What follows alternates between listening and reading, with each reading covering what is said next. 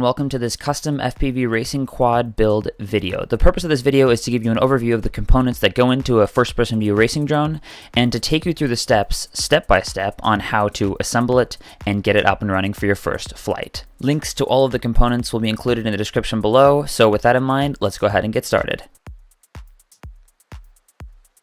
Okay, so here before me, I've got the two base components of the frame. This is the PDB, or power distribution board, and here is our carbon fiber subframe. And right here is our NAZ32. It comes with these pins already soldered on here. Now on the PDB right here, as you can see, it's symmetric almost from side to side. The only difference here is that it's got a 12 volt and a 5 volt voltage regulator. On the sides here, we've got our pads for our battery, our 4 pads for our ESC. So right now we're going to be connecting our NAZ32 to this board. We're going to need a couple of nylon standoffs with their associated nylon nuts. And then I'm going to use some of the smaller screws that came with the ZMR250 to hold the NAZ32 to our standoffs. This is the back of our drone. So therefore, I want my micro USB cable to be sticking out the back. So to start with, let's put our standoffs on this guy. You just hand tighten these guys, you don't put any Loctite on them. Nylon is really important because it electrically isolates the board from anything. Okay, so we've got our 4 standoffs in there. Now remember that this is the back of our board, so we want our micro USB to be facing the back end like that. We're gonna be taking our shorter screws, these guys, and we're gonna be mounting it right inside of there. I'm gonna go ahead and tighten these guys down the rest of the way. You don't wanna tighten too tight because we are tightening metal against plastic. So that right there is the installation of the NAZ32. As you can see, it sits off the board, so none of the pins touch the PDB in between here. And now I wanna put the standoffs in to this guy right here. So your ZMR250 frame comes with these standoffs. We've got 2 lengths of screws here. We're gonna be using these guys for the standoffs. So we need to grab the shorter ones. So we're going to be putting the standoffs into our PDB. So we've got holes along the perimeter of this guy. Now this rod is threaded on both ends because we're gonna have one of these screws going into both sides of it.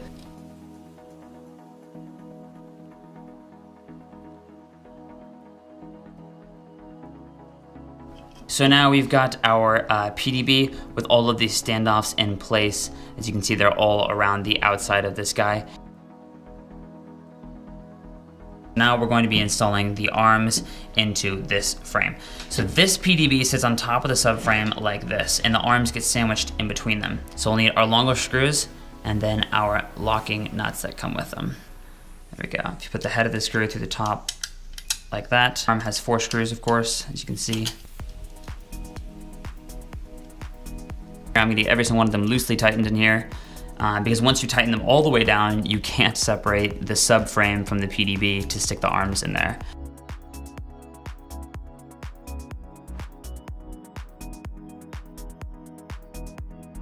Okay, now let's go back through these guys and tighten some of them down.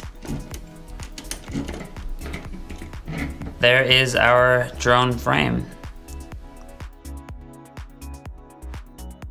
Okay, so we've got our frame with our NAZ32 and we've got our arms in there along with the subframe assembled. Now I want to attach the motors. So the motors actually come like this with 3 phase wires sticking out and the ends already clipped a little bit to expose the lead wires. So we've already done some bullet connector soldering on. These are 2mm bullets and they've been soldered on to the tip of the, we've cut down the leads and we've soldered them on there. This piece goes on the top like this. So we've got 2 lengths of screws in here. We want to use the 5mm ones, the shorter ones, to hold this top plate onto the motor. We're gonna grab our little bolt and we're gonna start screwing it in there.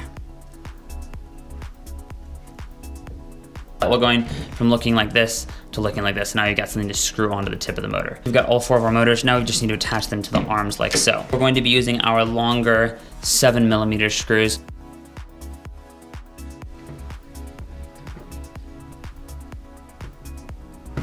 So then it sits like that, lead wires facing in towards the inside.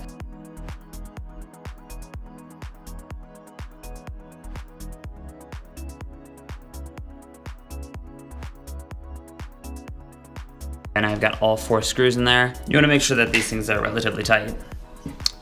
But there we go, now we've got all 4 of our motors with all of our lead wires on there, and they're facing inwards so we can connect them to the ESCs and then the ESCs to the NAZ32.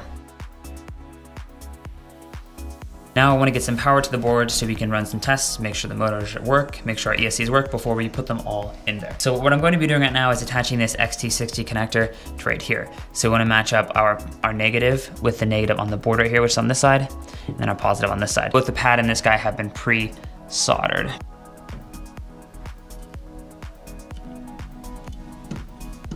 So that's the connection of our XT60 connector. As you can see here, it's on there, it's nice, it doesn't pull away, which is good. So the next thing we're going to do is attach our ESCs onto this guy right here. These are the ESCs that we've already done. As you can see, we've already got the bullet connectors. These bullet connectors go into these bullet connectors. We've got our positive and negative that need to be attached right here. The negative lead. And then we're going to do the positive lead. Okay, there we go. It looks totally crazy now, but that's just because we've got our control wires sprayed out everywhere. So we're gonna go ahead and connect those. Remember, this is the back of our quadricopter and this is the front of our quadricopter. That means this is motor 1, 2, 3, 4. And the way that this is oriented here is we have 1, 2, 3, and 4. Right up at the front here, we've got ground, voltage, and 6. This is signal. If we take a look at this guy, we've got our yellow, red, and brown. Brown is ground, so you want brown to go to the far outside of this. Just like that. This is motor number 1. This is motor number 2. This is motor number 3. And here's motor number 4. And then we've got to connect the phase wires from the ESC to the phase wires here. And I've got them all already color coded, but since I've switched around the motors and the ESCs, they might be a little bit different. But we're gonna go ahead and plug them in. Now, the only thing that dictates the rotational direction of the motors is these phase wirings. So if you switch these phases right here, the motor will spin the opposite direction. So you just need to switch 2 phase wires in order to switch the rotational direction of the motor.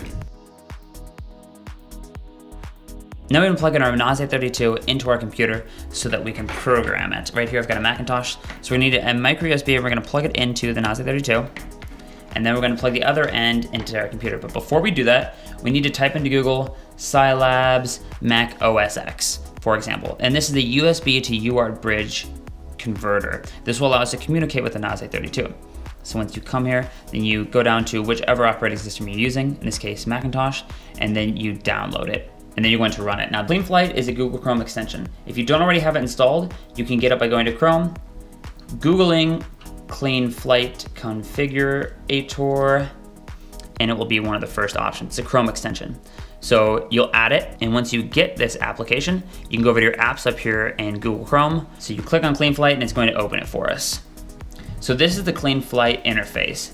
So now we're going to plug our NAS-A32 into our computer, and we go to this firmware flasher. So first we need to choose our firmware. For our firmware for our board, look for the most recent version of the NAS-A CleanFlight all the way up here at the top, as you can see here. So we're going to click on that. And then we're going to go down here. We're going to leave all of these defaults as is. It's giving us some warnings to make sure that we know what's going on. And then we're gonna go down here and we're going to load firmware online. That means we're gonna download it from the internet. After we've loaded the firmware from online, then we're gonna flash the firmware because we wanna flash the NAS-A32. So this is basically just updating the code that's running on this tiny computer right here to make sure that it's up to date. At the base here, we can see that it's been programmed successfully. So now we can go up here to our connection and we can look for our connection. If you don't see it here, it's right here, it's this USB to UART one. But if you don't see it here, then you can always turn on auto connect, unplug and replug in your board. But we can just auto connect like that. So we've got the most recent firmware and we can see that it's just fine here. Right now, we just wanna make sure that our motors are working properly. So if we go down to our motor tab right here, it gives us a diagram of how the motors should spin and what their number is. So this is motor number 1, 2, 3, and 4. Opposite motors spin the same directions. So 1 and 4 are spinning clockwise.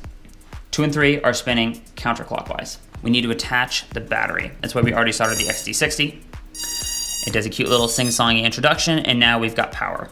You definitely do not want your propellers on when you're doing this. So we've clicked the understand. Now we're going to be slowly raising the master. This will allow the motors to spin up. You don't want to go full ham, otherwise it'll totally spin up really fast. All right, there, okay. So now we've got the motors just spinning right here. You can hear their bearings whirring away. Now what you want to do is you want to test to make sure they're spinning in the correct direction. So remember, motor number 1, this guy down here, needs to be spinning this direction. needs to be spinning clockwise. So you can kind of put your finger against it and feel which direction it's moving. It makes it a little bit easier to feel. Number 2, it needs to be going counterclockwise, so it is indeed spinning this direction. Number 3, it needs to be going counterclockwise, yep, same direction. And number 4, it needs to be going clockwise, yep, same direction. So now we go ahead and turn those motors off. Okay, I just want to clean up this mess of wires that is right here. So I'm just going to take some black tape and I'm just going to run it along the underside. So I want to make sure that they're not exposed. Now let's clean up these control wires. So all we have to remember is which motor is which, and that it counts up from 1, 2, 3 from the bottom here.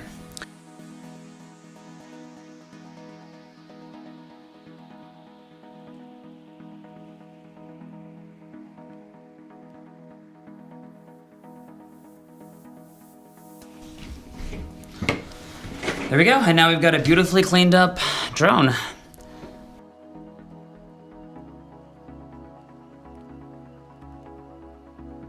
We need to connect our receiver with our transmitter. So this guy right here, we've got a couple things down the line here. We've got our battery, our channels, and then over here it shows us that signal is on the far left. Our positive rail is in the middle rail, and the negative is on the far right there. So the way that this guy gets power is it goes through a jumper from this positive rail to over here.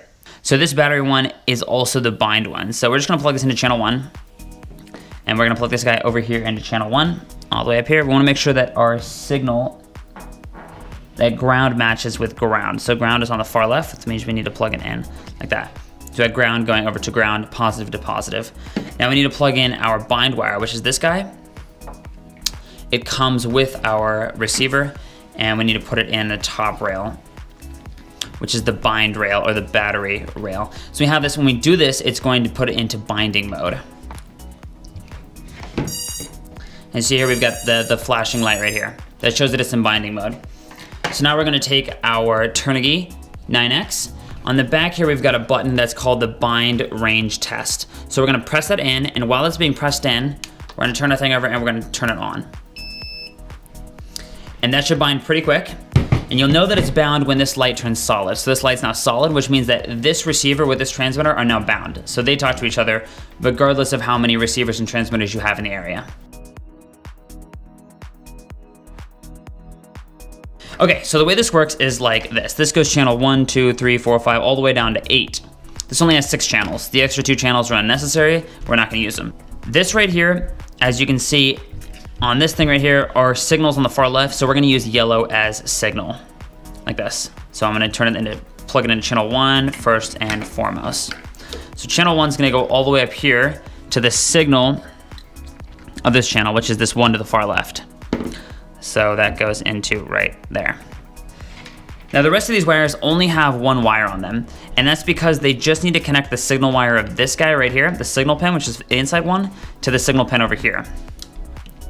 This guy right there, and this guy is channel 3, so it goes to the next slot down. All right, so now we've got all of our channel wires in there, and we've got our receiver right there. So now what we can do is we can run a test. Let's plug our battery back in. And see, this thing is bound with this guy when there's a green light right here. So this thing has a failsafe so that it doesn't bind immediately. You have to hold this to the right, and now it's bound. You see there how it's got the green light? Now if we turn this up, it'll start turning. Now I'd like to clean up this wire mess right here that was caused by our receiver. So let's go ahead and do that real quick. The next thing I wanna do is, this guy's gonna be hanging off the edge here, and the danger with that is that it can go into the props if you crash. Taking a really long zip tie, a really big long zip tie, and we've got these cutouts in the back here. We're gonna be sticking this zip tie through here, and I'm gonna be zip tying it so that this zip tie will stick out the back end. Our receiver's gonna sit right here, but before we put that down, we've got a bunch of exposed leads here. Put some black tape over those pads. Like I said before, electrical tape is your friend. Now this guy's gonna go back right here, and we're gonna have it facing directly backwards. Now, and to hold it in place though, I'm gonna use some more zip ties. We're gonna attach it onto this guy like this, and I'm just gonna tape it on there. If you have heat shrink works as well.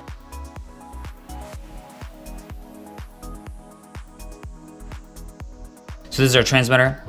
and this is our camera. This is our wire. This is the wire that we're gonna be using to attach it. We're going to mount it just like that. So it sits up on this little black piece of plastic right here. And that'll give us enough of an angle that it's more comfortable while we're flying. I'm gonna feed these guys in through the back of the camera. It's really annoying when you're flying and the camera looks like it's shaking or vibrating. It kind of looks like a mirage in a desert, actually.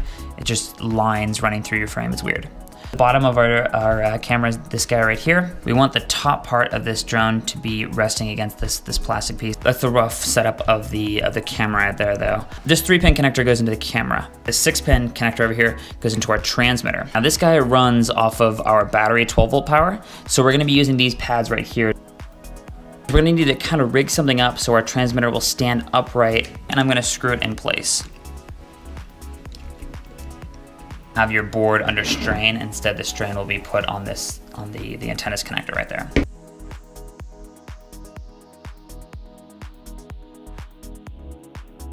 Okay, now a few final things to do before we're ready to fly. And the first thing is to put on our propellers. So we've got 4 propellers here, clockwise and counterclockwise. So this blade right here is a clockwise blade, and that's because the leading edge, the upper edge, goes into the wind like this. So this is a counterclockwise blade, and this is a clockwise blade. So the thing you need to know is that which blades go on which motor. So this is motor 1, and motor 1 spins clockwise. So we need a clockwise motor, like this. Motor 2 spins counterclockwise, or opposite motor 2, so we need a counterclockwise blade. Same thing with motor 3. Motor 3 and motor 2 are the same because they're opposites. So they're both counterclockwise. Motor 1 and motor 4 are both clockwise. So you can tell, like, as the motor spins clockwise is the leading edge or the rising edge going into the wind. You only want to put these nuts on motor 1 and motor 2. And that's because as motor 1 and 2 spin, it'll tighten the nut.